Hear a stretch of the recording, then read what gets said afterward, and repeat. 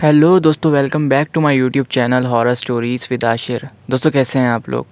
उम्मीद करता हूँ कि आप लोग सब खैरियत से होंगे। चलें दोस्तों, बढ़ते हैं आज की हॉरर स्टोरी की तरफ। लेकिन आज जो मैं आपको हॉरर स्टोरी सुनाने जा रहा हूँ वो world most haunted horror story, और इससे रिलेटेड यूट्यूब के ऊपर और भी वीडियोस मौजूद हैं। जी हाँ दोस्तों, आज जो मैं आपको हॉरर स्टोरी सुनाने जा रहा हूँ वो Japan most haunted girl Kuchisaki horror story है। ये 1970s की हॉरर स्टोरी है। कुचिसाकी जो कि जापान की एक गर्ल थी और इसका पूरा नाम कुचिसाकी ओन्ना था। ये एक अर्बन लेजेंड हॉरर स्टोरी है। दोस्तों 1970 के अंदर कुचिसाकी ओन्ना की वजह से पूरा जापान उस वक्त खौफ में था। कुचिसाकी ओन्ना की वजह से उस वक्त पेरेंट्स अपने बच्चों को घर से बाहर भी नहीं निकलने देते थे और ना ही उनको खेलने के लिए, और यहाँ तक कि उनको स्कूल भी जाने नहीं देते थे।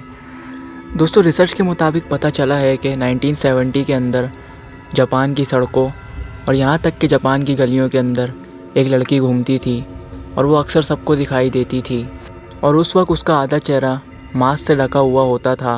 और रिसर्च के मुताबिक ये भी पता चलता है कि कुचिसाकी ओन्ना के हाथ में एक कैंची हुआ करती थी और वो उस कैंची से बच्चों को मार दिया करती थी। दरअसल कुचिसाकी ओन्ना मासूम बच्चों को अपना शिकार बनाती थी और वो उनको रोककर पूछती थी कि बताओ मैं खूबसूरत हूँ।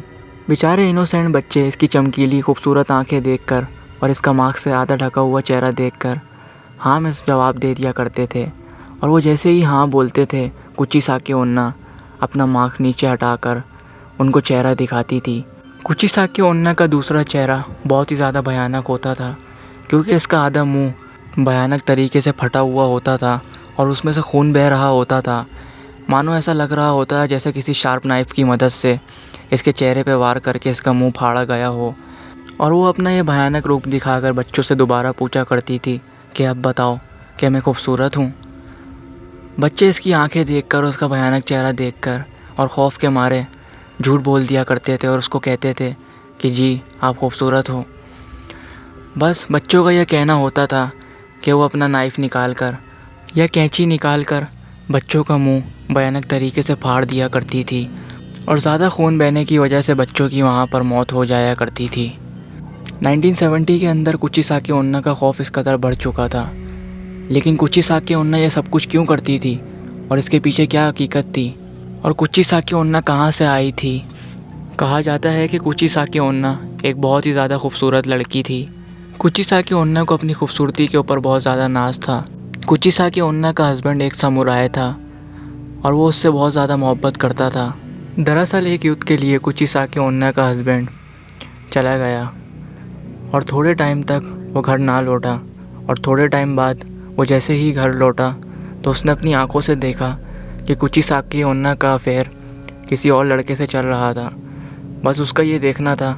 वो ये सब कुछ देखकर आग बगोला हो गया और उसने अपनी तेज़ धार वाली तलवार उठाई और तलवार कुचिसाकी ओन्ना के मुंह पर मारी। तलवार की तेज़ धार की वजह से कुचिसाकी ओन्ना का मुंह बुरी तरीके से कट चुका था और कुचिसाकी ओन्ना ज़मीन पर गिर गई। सामुराई उसके करीब आया और बोलने लगा कि बताओ क्या अब भी तुम्हें अपनी खूबसूरती पर नाज है। कुछ देर बाद कुचिसाकी ओन्ना ज़्यादा खून बहने की वजह से इस दुनिया से चल बसी, और उसके कुछ टाइम बाद कुचिसाकी ओन्ना जापान की सड़कों पर नज़र आना शुरू हो गई और ये लोगों को रोकती और उनसे पूछती बताओ क्या मैं खूबसूरत हूँ। और जो कोई इसकी बात का ना में जवाब देता तो इसको अपना बगैर चेहरा दिखाए मार देती, और जो कोई इसकी बात का हाँ में जवाब देता तो ये अपना मास्क हटाकर चेहरा दिखा के फिर उसको मार देती। यानी कि दोनों सूरत के अंदर लोग मर जाया करते थे। अगर वो हाँ बोलते तो फिर भी उनकी मौत हो जाया करती थी, अगर वो ना बोलते तो फिर भी उनकी मौत हो जाया करती थी।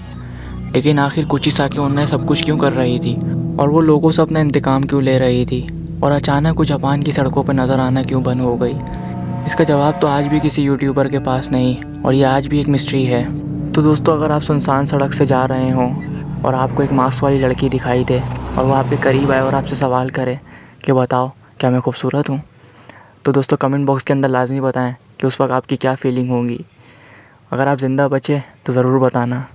और अगर आपको रोड के ऊपर एक डांसिंग गर्ल दिखाई दे तो एक डांसिंग गर्ल के बारे में मैंने यूट्यूब के ऊपर पहले ही वीडियो बनाई है, सर्बियन डांसिंग लेडी। उसका लिंक मैं आपको डिस्क्रिप्शन के अंदर दे दूँगा। जिसने वाली हॉरर स्टोरी नहीं देखी तो मेरे लिंक से जाकर देख सकता है। तो दोस्तों खैर ये सब कुछ तो मजाक के लिए था। तो दोस्तों आज की हॉरर स्टोरी बस यहीं तक थी। आई होप सो ये आपको पसंद आई होगी। अगर आप ऐसी और इंटरेस्टिंग हॉरर स्टोरियाँ सुनना चाहते हैं तो अपने भाई के चैनल को लाजमी सब्सक्राइब कर दें। आपको इंतज़ार किस चीज़ का है। तो दोस्तों मिलते हैं नेक्स्ट हॉरर स्टोरी के अंदर। जब तक के लिए अपना ख्याल रखें, अपने भाई को इजाज़त दें। अल्लाह हाफ़िज़।